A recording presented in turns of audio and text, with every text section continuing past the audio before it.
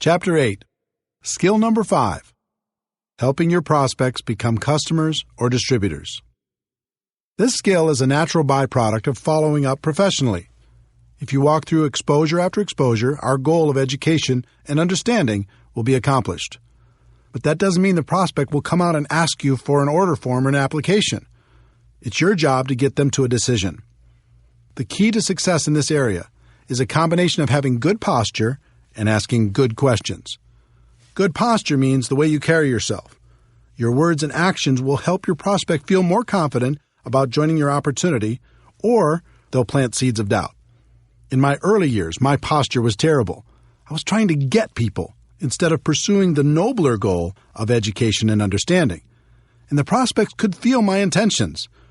I was very emotionally attached to the outcome. You could even say I was needy. Every time I got to this part of the process, I really wanted it.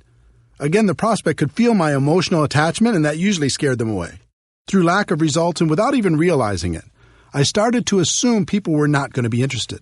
And that assumption started to seep into everything, which led to the predictable result of the prospect not joining. Most of the time, I wasn't properly prepared. I didn't have applications, startup materials, or whatever else was necessary. Think about the subconscious impact this had on my prospects. It seemed just about everything I did projected a lack of belief and a lack of professionalism. Instead of asking questions and listening intently to the answers, I just talked and talked and talked. I was more focused on being interesting than being interested. Prospects don't like that. No one does. So again, I followed the pattern of modeling the professionals. I watched what the best closers did and began to copy them.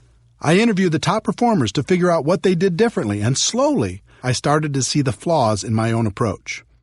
First, I learned that professionals are emotionally detached from the outcome. In other words, their goal is education and understanding while helping a prospect make a decision that would positively impact their lives. They're the opposite of needy. They aren't trying to get anybody. They are honestly just trying to help. Second, they're very assumptive in their approach.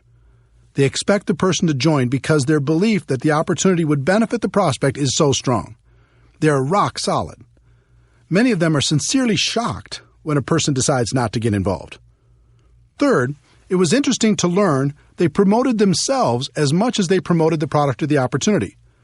What I mean by that is they helped the prospect make the decision by saying, "You get me." When they promoted themselves, it isn't like, "I'm going to do everything for you."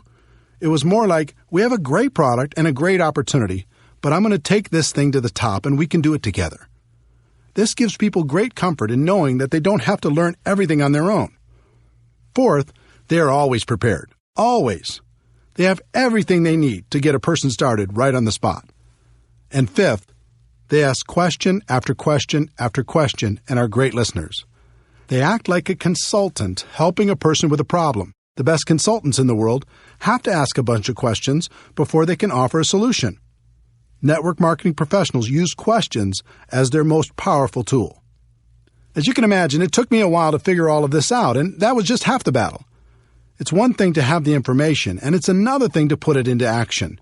I wasn't as talented as the pros, but I could model what they did, so I just started to act like they acted. I acted emotionally detached. I really wasn't at the beginning. I started to act very assumptive that people would join. I really wasn't at the beginning. I started to tell people, "And you get me," even though I didn't think that was such a huge benefit at the beginning.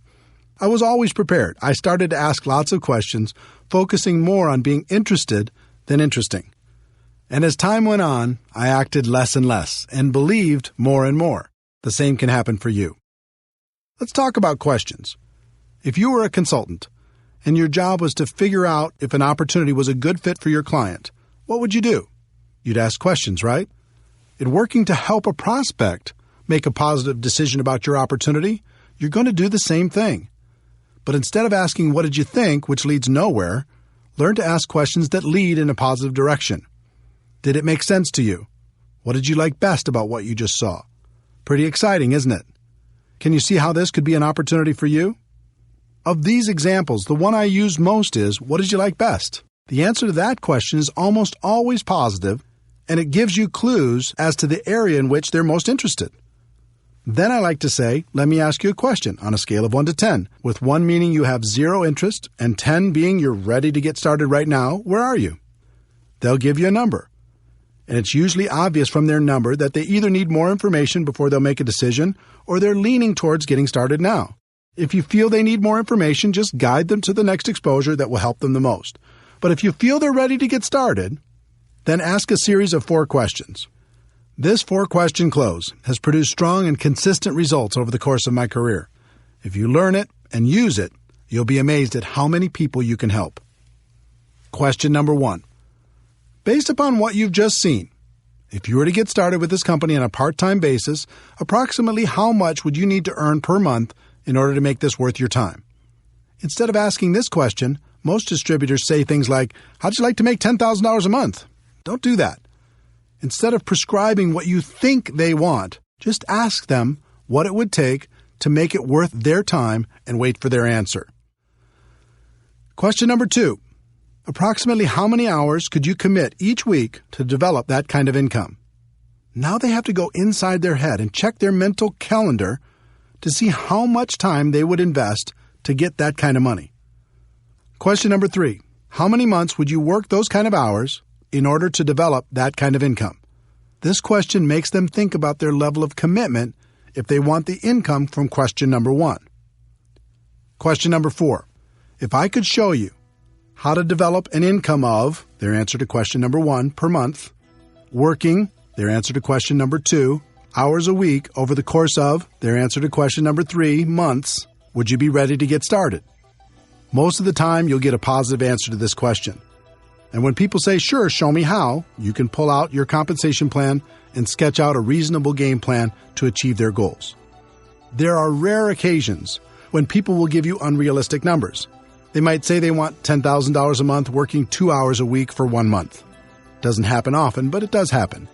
If you face that situation, you act as a consultant and say, I'm sorry, but your expectations are way too high. In network marketing, people invest enormous effort, time, and money into getting people signed up, and then squander that investment by leaving their new distributors to figure everything out for themselves. Professionals don't do that. They set proper expectations, they help get some quick results, and then continue to guide the new distributor through the many phases of our profession. I was lucky enough to have an early mentor, Michael Nelson, who is very skilled at guiding new distributors. Michael wasn't in my upline, but he was clearly the leader in my city. In addition, he had a lot of experience in our profession. So I listened to what he said, I watched what he did, and I asked him tons of questions. Back in those days, he had a small office close to my home, and I was always hanging around trying to learn something. Michael was a very successful recruiter. He was always bringing on new people. And for the most part, Michael's people did well in the business. That wasn't happening for me. The few people I recruited did nothing.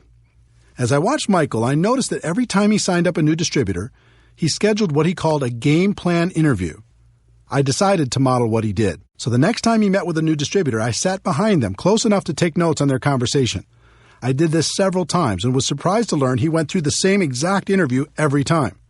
I thought if I could learn that interview process, then I'd have a chance at his results. Game plan interview, part 1. He validated their decision to become a distributor. He said things like, congratulations on making the decision. I'm proud of you for taking charge of your life. From now on, things are going to be different for you and your family.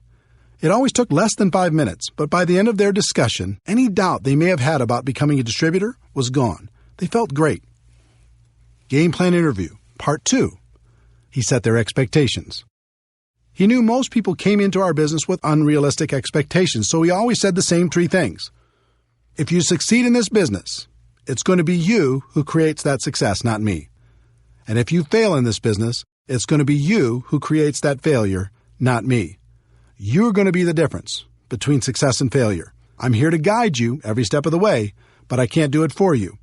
I'm here to work with you, but not for you. Wow, this was a radical concept and so different from the conversations I had when I got a person started. I said things like, I get paid from what you produce, so essentially I work for you. Well, what kind of expectation do you think that set in the new distributor's mind? I'd also say, we are going to build a business together, when that wasn't really true. They needed to build a business. I could be a resource, but I couldn't do it for them. The next thing he said was, "My job is to help you become independent from me as quickly as possible. Do you agree that that's a good goal?" Again, this was radical, but it made sense. Up to that point, I had a group that was extremely dependent on me. They only did something when I pushed. But Michael had a group that produced on their own without his constant help. He had duplication and freedom. I didn't. This set the relationship up so Michael would be the teacher for his group and not the slave. He could show them the skills, and then they could independently build from that point forward. The third thing he said was, there will certainly be ups and downs as you build your business. There'll be good times and bad times. I'll know when you're in one of the bad times, when you aren't calling me, you aren't showing up for meetings, you aren't on the calls, if I start hearing excuses, that sort of thing. When that happens with you, and it happens with everyone, how do you want me to handle that? Do you want me to leave you alone? Or do you want me to be persistent and remind you why you made this decision in the first place? This was brilliant, because it's true that everyone will have times of self-doubt. He let them know it was natural, and at the same time, set up the relationship so he was in a position to turn them around when it happened. What Michael accomplished with these three concepts was so different from promising the world like I was doing, that it was night and day. With my approach, the distributor would sit back and wait for me to perform. And if I was ever too busy or couldn't help for some reason, I became the easy excuse for why things weren't working out. With Michael's approach, his people became independent quickly. He would coach them from time to time, but he wouldn't allow his group to use him as an excuse for their lack of results. While my distributors struggled, his flourished. Game Plan Interview, Part 3. Michael went through a getting started checklist to help the new person have the best chance for success. The exact plan would be different for every company, but the concept was to do everything possible to get quick results. Here are some examples of what you could include in your getting started checklist. 1. Make sure your new distributor is set up with appropriate products. Just about every company has products that can be personally used by the distributor, so make sure your new person is doing that. Depending on your company, this may include a monthly commitment. It's very important that people develop an emotional attachment to the products, and that can only happen if they are using them and enjoying the benefits. In addition, many companies have products that can be sampled or used in demonstrations. In that case, new distributors should have an appropriate supply so they're properly prepared. 2. Make sure your new distributor is set up with appropriate tools. We've talked about the importance of third-party tools in building a large and successful network marketing business. Your new distributor needs to be prepared to help their prospects with the tools that will professionally take them through the exposure process. 3. Make sure your new distributor gets connected. Show them how to find things on the company website, where the upcoming events are being held, when the leadership calls or webinars are being conducted, etc. Remember, our goal is to help them become independent as quickly as possible. This is an important step in making that goal a reality. 4. Make sure your new distributor has a basic understanding of the compensation plan. They don't need to know it in detail at the beginning, but they should at least understand the key points and what will happen financially as they move through the first few levels. 5. Make sure your new distributor has a fundamental understanding of how to properly invite their prospects to understand more about what they have to offer. You can save them from running out there and talking their heads off with little or no results by giving them a brief overview of how and why a professional invitation process works. Game Plan Interview, Part 4. Michael helped the new distributor create a game plan to get through the first few ranks and challenged them to do it quickly. He understood and helped me to understand that it was a race to help a person get results quickly. If they received early positive reinforcement, they'd continue, and if they didn't, they had a tendency to fade away. Every company is different, so this game plan will also be different, but think about the simple actions you can encourage people to take during the first week to get the best possible results. How can they get their first customer? How can they get their first distributor? Can you encourage them to attend their first company event? What steps can you take to help them earn their first commission check? Success in network marketing wasn't real for me until I earned that first check. When it arrived, everything changed for me. I started to really dream about creating a better life for myself and my family. Helping your new person get off to a quick start is vital. Game Plan Interview, Part 5. Michael always ended by giving some specific assignments. One thing I've learned is new distributors crave direction, and they respond incredibly well to simple assignments. Michael always ended by giving those assignments along with a deadline for them to be completed. He told his new distributor to get back to him by a specific date. It's just like the exposure prospecting process. You go from exposure to exposure, but it doesn't end until they become distributors. The professionals continue to go from exposure to exposure, assignment to assignment. The purpose of all this is to help the new distributor get over the line. When someone gets started, there's always a line between success and failure. On one side of the line, it's easier to quit than continue. On the other side of the line, it's easier to continue than to quit. What can help a person get over the line? Signing up their first customer, signing up their first distributor, getting their first commission check, attending a big company event, making friends inside the organization, proclaiming their intentions to the world, getting promoted to a new level, being recognized for some sort of achievement. There are hundreds of other things that can contribute to a person getting over the line. As a sponsor, your job is to help them get over the line and stay over the line. And the line never really goes away. It's always there. And you as a leader need to be constantly aware of where your people are emotionally. This way you can continue to encourage them to never let go of their dreams.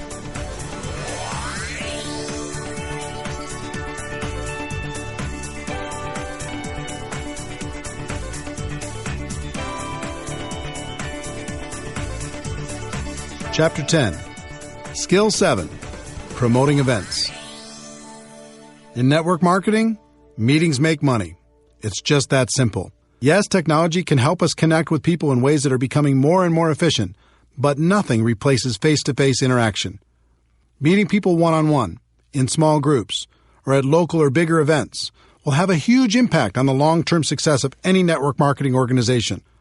But one particular type of event is the most powerful, and that is the destination event. It might be a company-sponsored event or one put on by your upline leadership, but a destination event is one where most of the attendees travel to a different city, stay at a hotel, and participate in a conference or convention. Some try to argue that the destination event is dead in the new technology world and people won't travel for these things anymore. All I can tell you is those people aren't top earners in our profession. If you study what the successful people do to build their network marketing organizations, you'll find that virtually every one of them uses destination events as a cornerstone for building their business. There's something magical about getting away from your day-to-day grind and focusing completely on your dreams. Total immersion, even if it's only for a weekend, is good. You can use it to refocus and recommit to your future and gather the strength necessary to go back home and do what's necessary to move your business forward.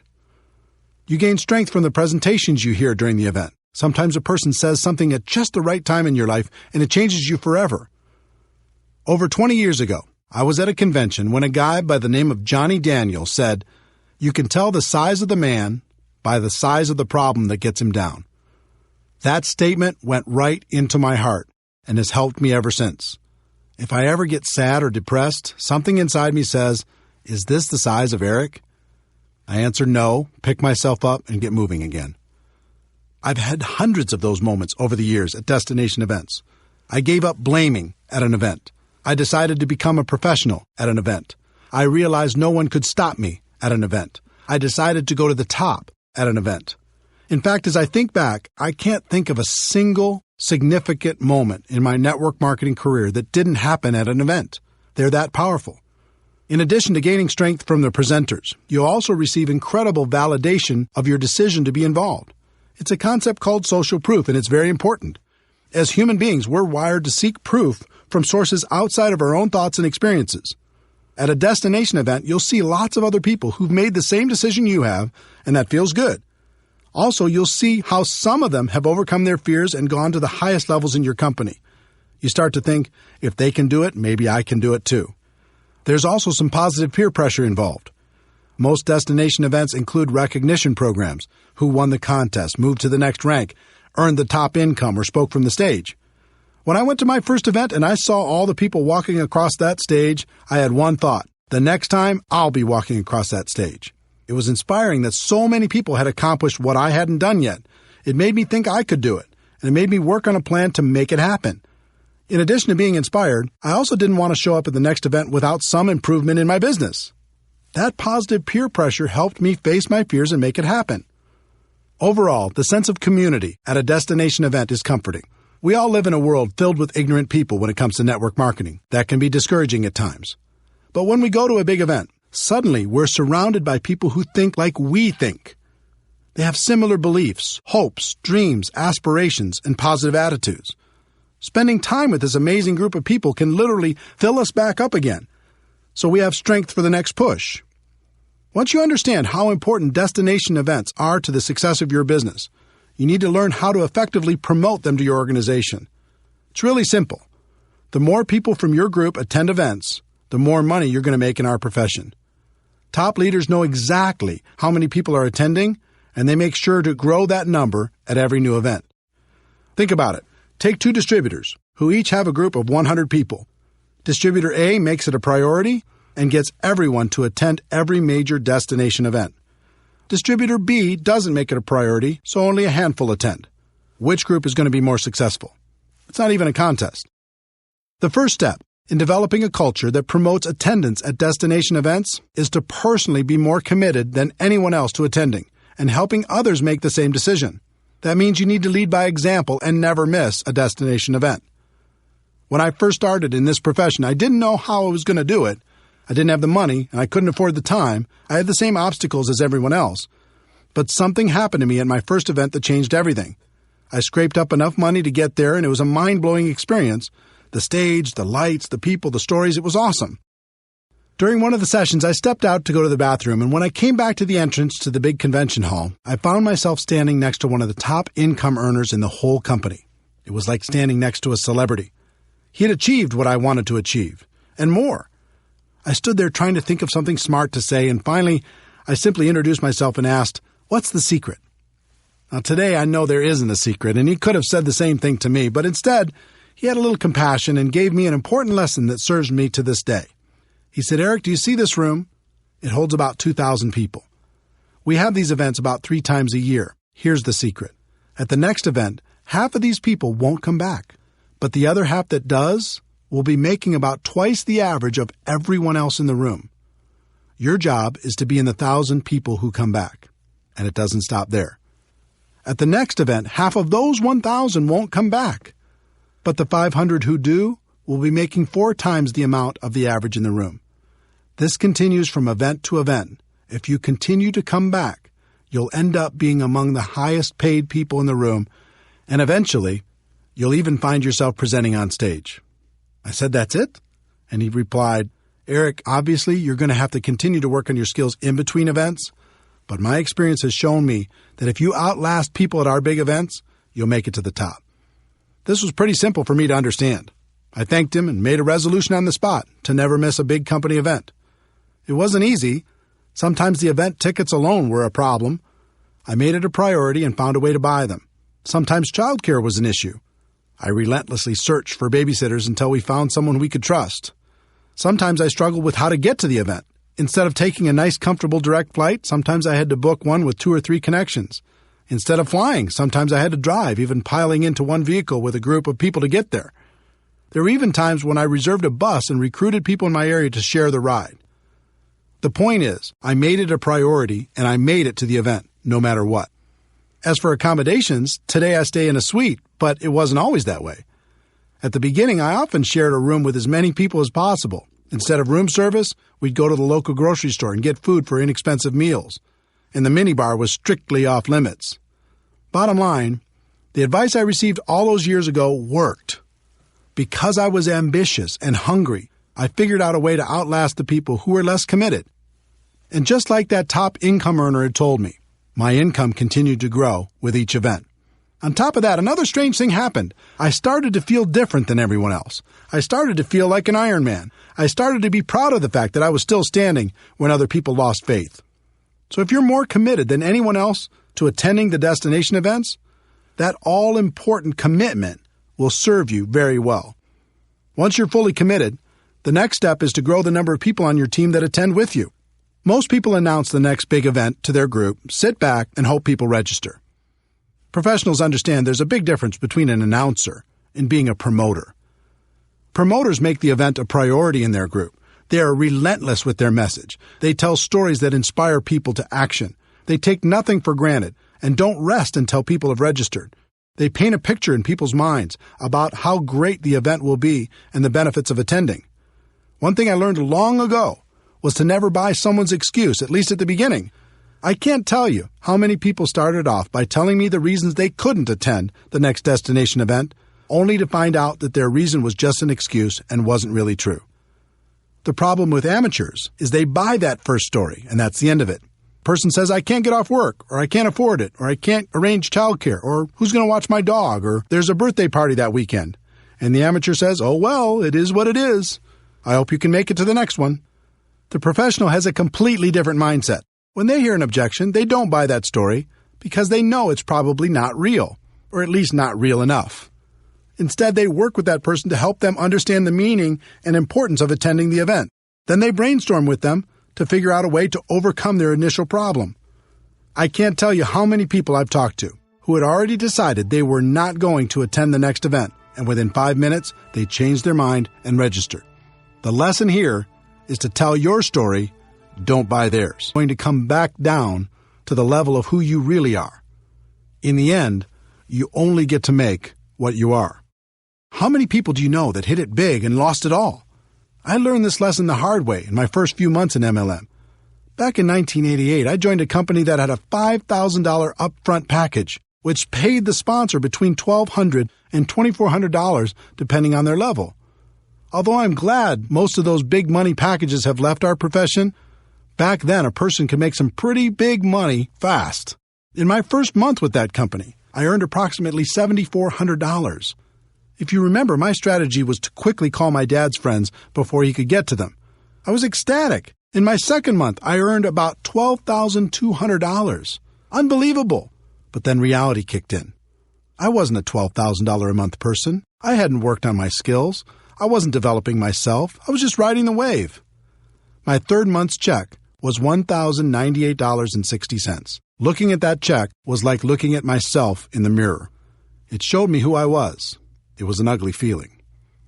My first reaction was to quit and blame everyone and everything for my bad check. But eventually I realized that to earn more, I needed to become more. I needed to work on my skills, so I didn't have to rely on luck or timing or positioning. You might have heard, you can get rich quick, or there's no work involved, or the product sells itself, or any number of trumped-up statements. But you must learn to give up those false and unrealistic expectations and go to work on you. The 1-3-5-7 formula. There's a formula I've seen work in our profession. I call it the 1-3-5-7 formula. As a general rule, it will take you about 1 year to become competent and profitable in network marketing. You'll know the basics, you'll cover expenses, and you'll be learning. It'll take about 3 years of consistent part-time effort in order to go full-time. It'll take about 5 years of consistent effort to become a six-figure earner or above. And it will take about 7 years of consistent effort to become an expert. Now, that doesn't mean you can't make more than that in the short term. Many people do. It just means if you want to keep making that kind of money, you need to eventually become an expert. When you think about it, 7 years isn't so bad, especially when a good portion of it is part-time. You're going to be 7 years older anyway. You might as well become an expert over that period of time instead of just going through the motions. How to learn. Once you make the commitment to focus on your skills, the next thing you need to do is figure out the best way to learn.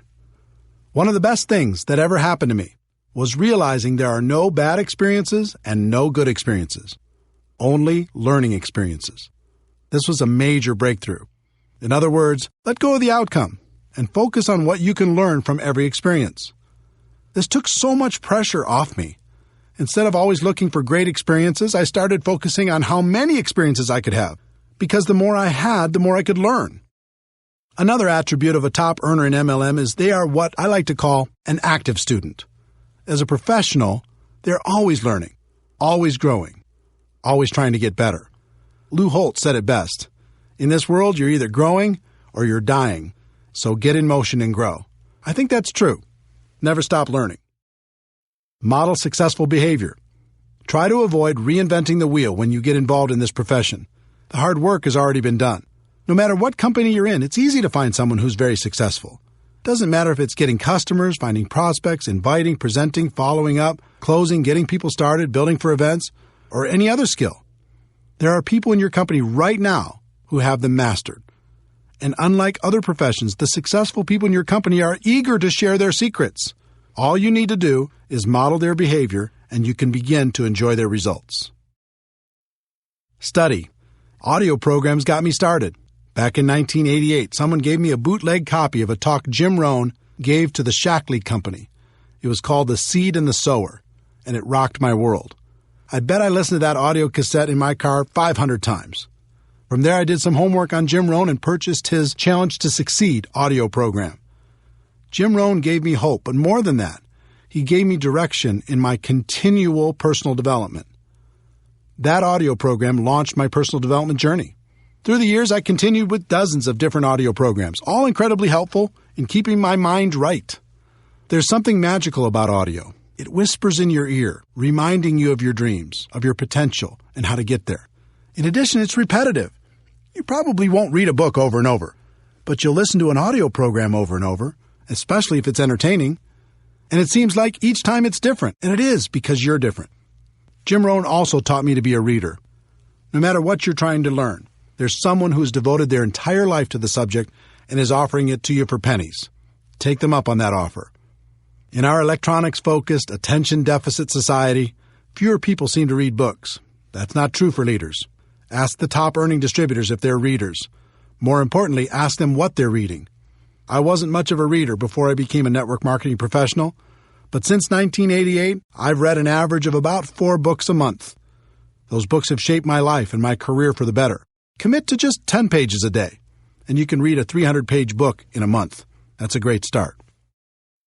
Video. Video is another source of great learning. Sometimes I like to watch training programs instead of just listening. It's part of the reason I decided to use video as my main focus at networkmarketingpro.com. I found if I created a short video with interesting information every day, people received tremendous value. If you'd like to check out hundreds of free videos, you can go to networkmarketingpro.com. It's free. Online. The internet has changed the way we learn and gather information. You can take advantage of online tutorials, watch online videos, attend online webinars, or even watch events live with streaming technology. Events. The best way I know to really internalize life-changing information is to attend live events. As I've already told you, most of my defining moments have come from events. On one side, there's always good information for a person who's listening. On the other side, when you eliminate all of the other distractions in life and just focus, like you do at an event, you have a chance to really hear. Both sides are good. Be careful of distractions. With all of the choices available to you in terms of studying your craft, now more than ever, you must be careful about what you allow into your mind.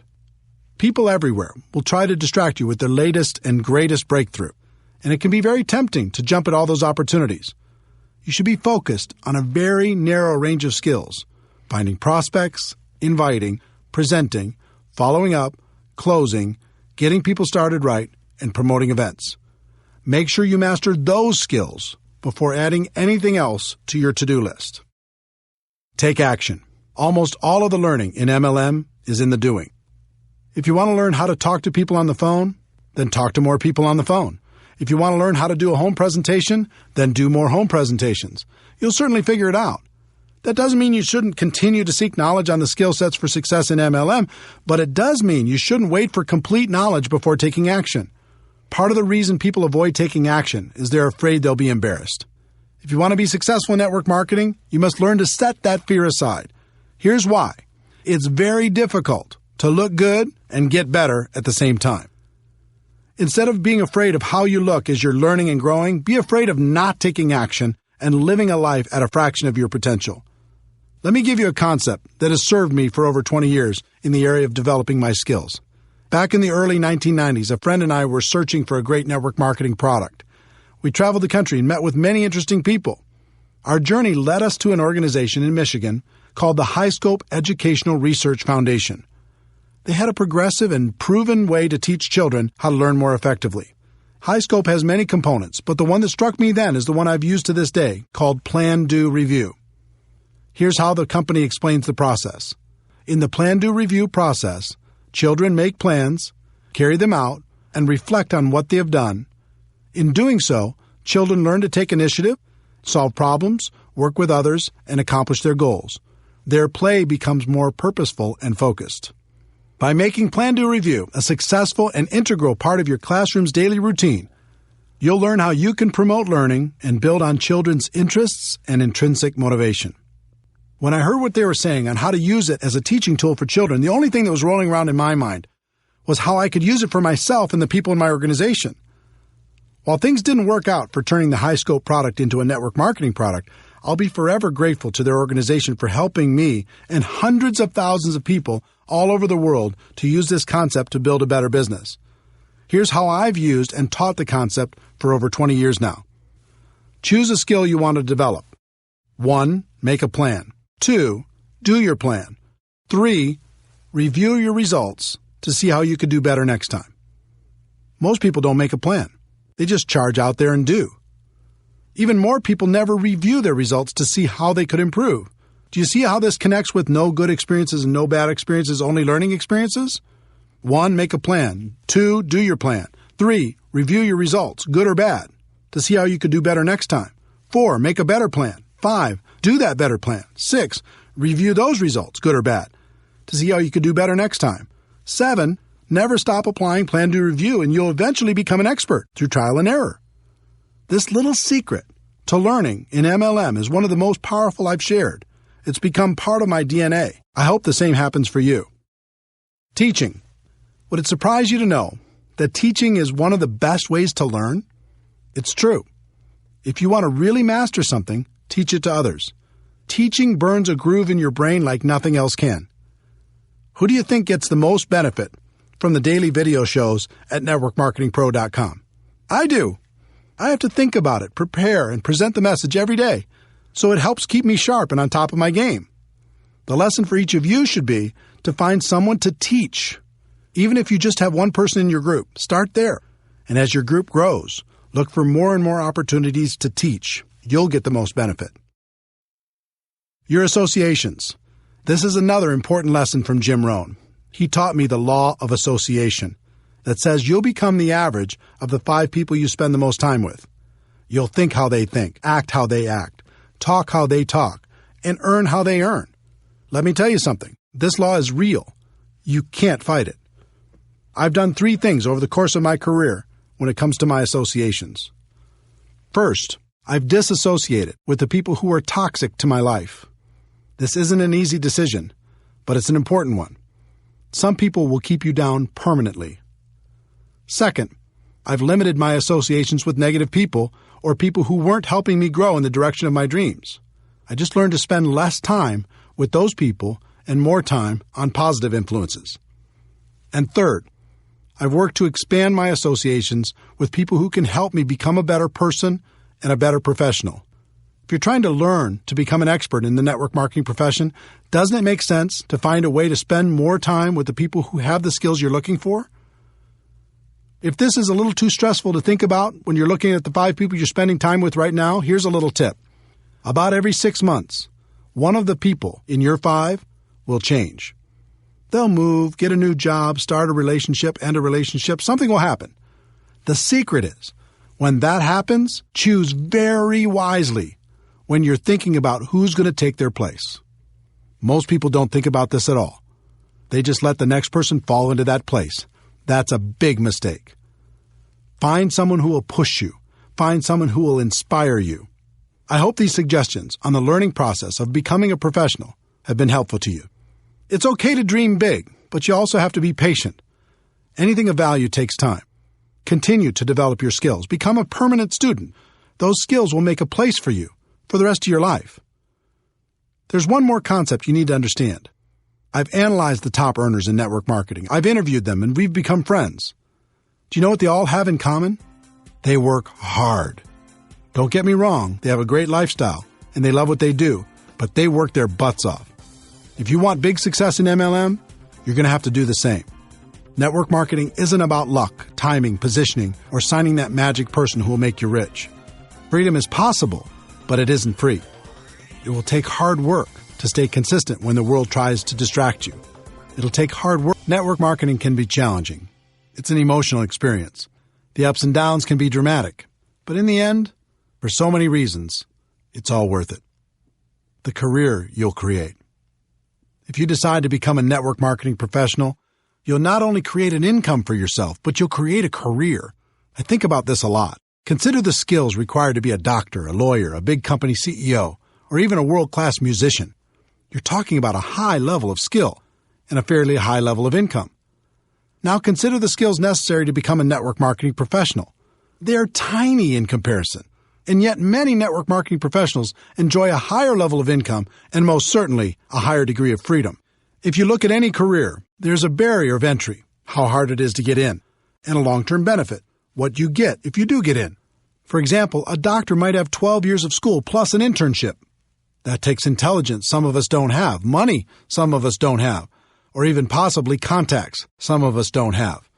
At the end, they get to enjoy a long-term benefit, although many of them would say the benefit wasn't worth the investment. There's always a ratio between the barrier of entry and the long-term benefit. There's no question in my mind that of all the professions in the world, the profession of network marketing has the best ratio when you compare the low barrier of entry with the high long-term return. One of the best decisions in my life was making a career out of network marketing instead of just messing around. Becoming a professional made all the difference, and now it's great fun to spend a good portion of my time helping other people do the same thing. The freedom you'll enjoy. Freedom is an interesting word. When it comes to work, I think we understand the concept, but not the entire meaning. For me, freedom means having choices. It means living the life I want to live instead of the life other people want me to live. Do you remember the imagination you had as a child? Imagine your life without limits. You wake up when you're done sleeping. You're doing work that is fulfilling and makes you happy. You get to work with people you enjoy. You don't have to compromise all the time. You work when you feel like working, but you also play when you feel like playing. You get to spend tons of time with the people who are important to you. You're living a big life and not wasting away in a box. When you get a clear picture of what freedom is about, you'll find the price you need to pay to achieve it in network marketing is very low. Facing your fears and living a life that's free is easy. Spending the rest of your days living half a life is hard. The lives you'll touch. It's one thing to create freedom for yourself and your family. It's another thing altogether to help someone else do the same. There are so many people struggling in this world. You have the ability to help people see a bigger picture for themselves. You can give hope to the hopeless. You can encourage their dreams. You can provide them with the inspiration necessary to face and overcome their fears. One of my greatest joys is to appear in someone else's testimonial. It's great to hear that someone was lost, and in some small way, I was able to help them find their way. Network marketing allows you to do this on a big scale. Not only can you help one person, but you can help hundreds or even thousands to live a better life. And the exciting thing is, that's just the beginning. It's just like throwing a rock into a pond. When it hits the water, you see the ripples growing larger and larger until they hit every edge of the pond. In network marketing, sometimes you don't see all the ripples. You might be aware of the impact you had on one person's life, and maybe one or two more ripples, but they keep growing whether you see them or not. That's why I do what I do. It's why I wrote this book. I know people will be positively impacted, and that's a stone thrown in the water. But then they'll make a positive impact on others, and the ripples begin. And those people will do the same and over and over and over again. With network marketing, you really can make a difference. The people you'll meet. Network marketing has introduced me to the most amazing people. This profession gives you the chance to not only expand your group of friends, but also to be able to spend more time with them. You'll never find a more passionate group of entrepreneurs in any other profession. These people love life and spend their time lifting each other up. Here's an example of what that means to me and what it can mean for you. You can name virtually any state in the United States or any other country in the world, and a friend instantly pops into my mind. Network marketing has also introduced me to many of my heroes. I've been lucky enough to share the stage and become friends with great people, including Anthony Robbins, Brian Tracy, Dennis Waitley, the late Stephen Covey, Tom Peters, Les Brown, the late Og Mandino, David Bach, Robert Kiyosaki, Harvey Mackay, Art Williams, Ken Blanchard, Tom Rath, Daniel Pink, Mark Victor Hansen, Jack Canfield, Jeffrey Gitomer, Gary Vaynerchuk, Tom Hopkins, and many, many others. On top of all that, I've been able to learn from more million-dollar MLM learners than I could count. All of them have had a positive impact on my life and my career. This profession also helped introduce me to my amazing wife, Marina. I was in Moscow for a big MLM training event, and she was attending that event with her family. Because she could speak multiple languages, she was helping to translate backstage. I was smitten. Our first date was in Red Square at midnight after the event. With the snow softly falling around us, I'll never forget it. We've been together ever since. I'm not saying you'll find the love of your life in MLM, but I am saying you'll find friendships that will last a lifetime. The places you'll see. If you build a large and successful network marketing business, a few things will happen. First, you'll win some trips that will be trips of a lifetime. Second, you're going to need to support your organization as they expand into every territory or country where your company does business. And third, you're going to have enough money and time to go wherever you'd like. It's been said that your life can be measured by the number and intensity of your experiences. If that's true, I've already lived a very long life. I've been to every state in the United States with the exception of Alaska, and I'll remedy that soon. I've also been to about 40 countries around the world. I've gone diving at the Great Barrier Reef in Australia, toured the Hagia Sophia in Istanbul, visited the Twin Towers in Malaysia, boated around James Bond Island off the coast of Thailand, visited the tent cities in Nigeria, ridden the huge Ferris wheel in the port of Singapore, had a private tour of the White House, watched the sunrise on New Year's Day at the Grand Canyon, enjoyed a 30-course meal at the world-famous Bulli in Spain, cruised through the canals of Amsterdam, ridden a hot air balloon over the Rocky Mountains, rented an entire cruise ship for 2,000 of my friends to sail to the Bahamas, had dinner under the stars at the top of the Hotel de Paris in Monaco, visited my heritage in Norway, sailed the Black Sea off the coast of the Ukraine, witnessed the amazing Sistine Chapel in Rome, golfed at St. Andrews in Scotland, watched a World Cup match in Ireland, and prayed at the Wailing Wall in Jerusalem.